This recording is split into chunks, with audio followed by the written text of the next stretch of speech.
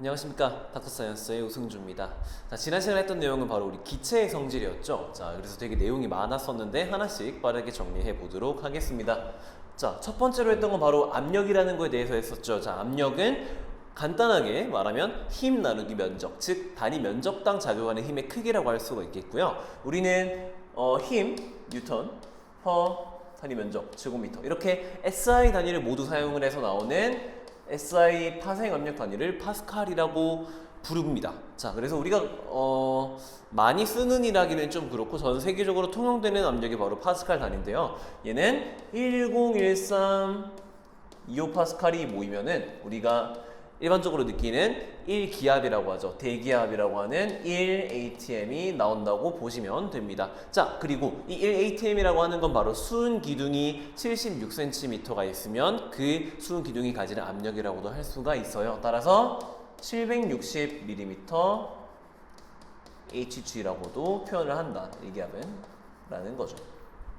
자, 그리고 또 하나 이 친구는 760 토르라고도 하는데, 자, 여기서 그럼 밀리미터 HG랑 토르의 차이는 뭐냐? 밀리미터 HG는 말 그대로 수은 기둥의 높이기 때문에 같은 1기압이라 하더라도 온도에 따라서 온도가 높아지면 이 친구의 밀도가 작아지기 때문에 이 값은 좀 더 커져야겠죠. 뭐 예를 들어서 770이 1기압이 돼야 한다 이런 것들이 있겠지만 토르 같은 경우에는 0도씨에서 밀리미터 HG라고 정의를 했기 때문에 온도가 달라지더라도 무조건 1기압은 760 토르다라는 걸 알 수가 있겠죠.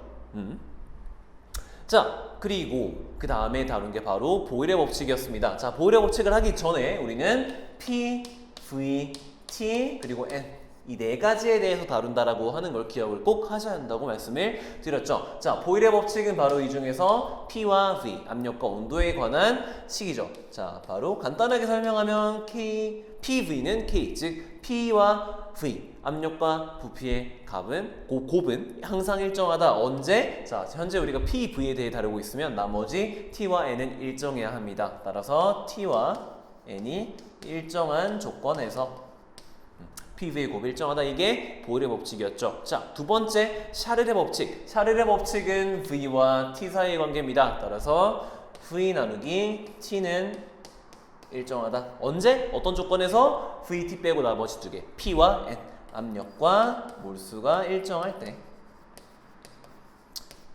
이렇게 되겠죠. 자, 마지막으로 한 아보가드로 법칙이 나오기 전에 이 보일의 법칙과 샤를의 법칙을 섞어서 표현하는 보일-샤를 법칙이 있습니다. 어떻게? PV의 곱 일정, V 나누기 T가 일정. 그러면은 V를 중심으로 PV 나누기 T 얘를 일정하게 봐도 될까라는 겁니다. 결론은 가능하다라는 거죠. 자, 이때는 몰수가 일정해야 한다라는 거고, 이렇게 얘를 만든 이유는 이때는 어때요? 조건이 있죠. 두 가지 값이 일정해야 합니다. 하지만 여기로 넣어보면서 몰수만 일정하면 나머지 것들은 모두 커버를 할 수가 있다. 이 식을 통해 PVT가 모두 바뀌는 경우에 대해서도 해석을 할 수가 있다라는 거죠. 자, 그리고 이제 마지막으로 넘어오기 전에 아보가드로 법칙이 있습니다. 바로 부피 나누기 몰수는 일정하다. 즉 나누기 값이 일정하다라고 하는 건 결국 서로 비례한다는 겁니다. V와 T가 서로 비례하고 V와 N이 서로 비례한다는 말이죠. 이때도 P와 V가 일정하다라는 조건이 필요는 하지만 이 역시도 이 친구랑 합칠 수가 있겠죠. V를 중심으로 PV 나누기 NT는 일정하다. 그래서 이때 이 값을 우리는 R이라고 표현을 해요. 왜냐? 이때는 PV, NT 모두 다 변수로 들어가기 때문에 특정한 조건이 필요가 없어요. 여기서의 굳이 말하자면 굳이 필요한 조건은 바로 이상기체. 이상기체여야 한다는 거예요. 애초에 이 보일의 법칙, 샤를의 법칙, 아보가드로 법칙을 모두 만족하는 기체를 우리는 이상기체라고 부르고 실제 기체들은 얘네들에서 약간씩 벗어남이 존재합니다.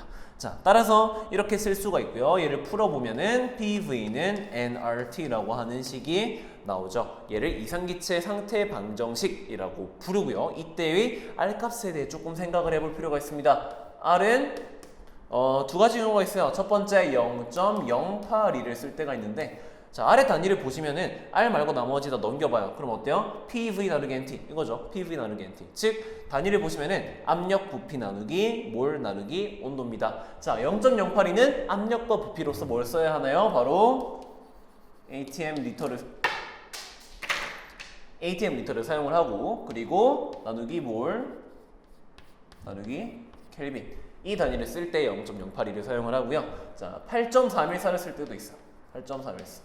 이거를 쓸 때는 바로 압력으로서 파스칼, 부피로서 세제곱미터 나누기 몰 켈빈이다. 이렇게 보시면 되고요. 이때 파스칼 세제곱미터는 줄 단위와 같습니다. 따라서 줄 퍼 몰 켈빈으로 쓰기도 한다라는 거. 그래서 이 두 가지 값을 상황에 맞게 쓰셔야 돼요. atm 리터를 쓰기가 쉬운 경우에는 0.082 쓰시고 파스칼 세제곱미터 쓰시기 편할 때는 8.314를 사용을 해서 적절하게 값을 대입해서 문제 풀어주시면 되겠습니다.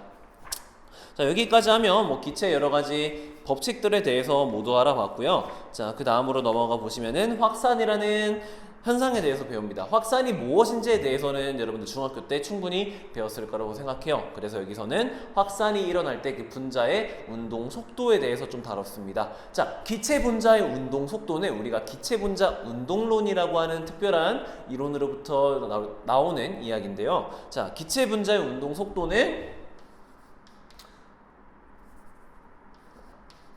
온도가 증가할수록 증가하고요. 그리고 분자량이 감소할수록 증가하겠죠. 따라서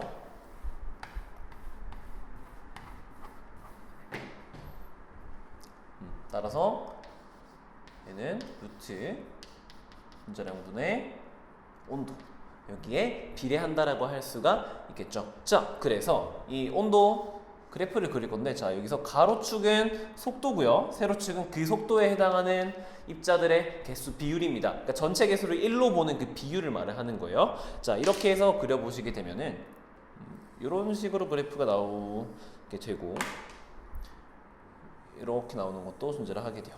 자, 이 두 개 중에 어떤 게 더 빠른 걸까? 즉 누가 더 온도가 높을까? 일단은 온도가 높을수록 속도는 빠릅니다. 근데 자, 그래프 하나만 보세요. 파란색 그래프를 보시면 이게 뭐 가장 그 비율이 높은 속도가 이렇게 하나로 나오긴 해도 결국 속도가 낮은 것부터 속도가 매우 빠른 것까지 다양하게 존재를 하고 있어요. 자, 빨간색 역시도 비슷하게 존재하고 있는데 빨간색과 파란색을 비교를 해 보시면은 누가 더 최빈, 그러니까 가장 많은 입자들이 가지고 있는 속도가 더 높은 게 누구예요? 바로 빨간색이죠. 그리고 자, 일정한 선을 하나 그어서 비교를 해보시면 이 속도보다 빠른 것, 즉 이 이상을 되게 빠른 속도라고 가정을 해보면 이것보다 빠른 게 빨간색이 파란색보다 더 많습니다. 즉 빨간색 그래프가 파란색 그래프보다 더 온도가 높은, 전체적으로 더 운동 에너지가 크고 빠르게 움직이려고 하는 아이들의 집합이다 라고 말을 할 수가 있겠죠. 따라서 그래프가 이렇게 높다고 무조건 빠른 게 아니라 오른쪽으로 넓게 퍼질수록 더 빠른 거다라는 거 꼭 기억을 해 주시면 좋겠습니다. 자, 그래서 마지막으로 그레이엄 법칙이라고 하는 걸 배우죠. 자, 그레이엄 법칙이라고 하는 거는 VA분의 V A라고 하는 기체와 B라고 하는 기체가 있을 때 얘네들의 속도 비율은 루트 MP분의 MA. 이건 조건이 뭐겠어요? 아까 전에 분자량과 온도에 관여를 한다라고 했는데 여기는 분자량밖에 없어요. 즉 온도가 일정할 때 식을 만든 겁니다. 자, 그래서 분자량은 속도랑 루트 관계를 껴서 반비례하기 때문에 이렇게 물질이 서로 반대로 가는 걸 볼 수가 있고요. 얘는 루트 dB분의 dA 이렇게 각각의 기체의 밀도에도 관계를 하고 있다라는 거, 얘네들이 바로 그레이엄 법칙이다라는 거 알아두시면 좋겠습니다. 자, 마지막으로 돌턴의 부분 압력 법칙에 대해서 했어요. 돌턴의 부분 압력 법칙은 뭐냐? 전체 여기에 어떤 통이 있는데 이 통에 A 물질이 A 기체가 있고 B 기체가 있어. 그러면은 이때 이 통 전체의 전체 압력은, 토탈 압력은 A의 압력과 A의 부분 압력과 B의 부분 압력의 합과 같다라는 겁니다. 쌤, 그러면 이제 부분 압력이라고 하는 개념이 뭔데요? 자, 부분 압력이라고 하는 개념 한번 보겠습니다. 여기서 만약에 부피를 내가 이거를 뭐 1리터다. 1리터고 그리고 전체 기압이 5기압이에요. 전체 기압이 5기압인데 이때 A가 여기에 2몰만큼 들어있고 B가 3몰만큼 들어있다. 그렇다면은 이 전체 5기압을 구성하는 각각의 압력은 2대3. 얘가 2기압, 얘가 3기압으로 존재할 거다. 그래서 전체가 5기압이 된다라는 거예요. 이게 부분 압력이라고 생각을 하시면 되고 이 역시도 유도가 가능하죠. 어떻게? P 토탈의 V는 N 토탈의 RT. A에 대해서 써보시면 PAV는 NART. B에 대해서 써보시면 PBV는 NPRT. 그래서 밑에 있는 두 식을 더해봐요. 그러면 V는 똑같으니까 P 더하기 PB, PT 맞네요. 그리고 NA 더하기 NB, NT 맞네요. RT 맞습니다. 그래서 얘네들을 더하면 이게 나온다. 이게 다 돌턴의 부분 압력 법칙에 해당한다는 거. 그리고 마지막으로 딱 하나 중요하게 보셔야 할 관계. 바로 어떤 거예요? 전체 압력분의 한 A의 압력을 바로 A의 몰 분율과 같다라는 겁니다. 이해가 되시나요?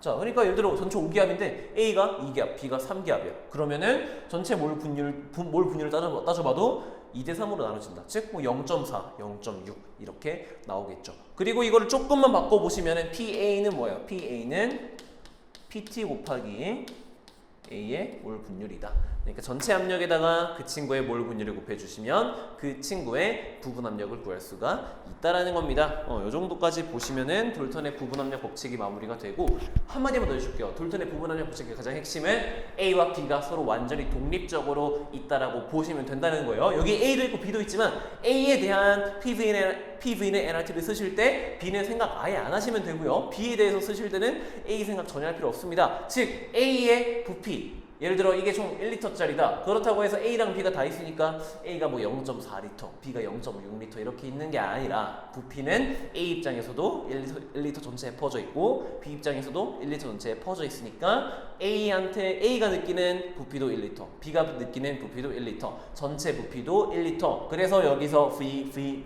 세 개가 모두 같았던 겁니다. 요거 서로 반응하지 않는 두 기체는 항상 완전 독립적으로 생각을 해주시면 된다라는 게 바로 돌턴의 부분 압력 법칙이라는 거 알아두시면 되겠습니다.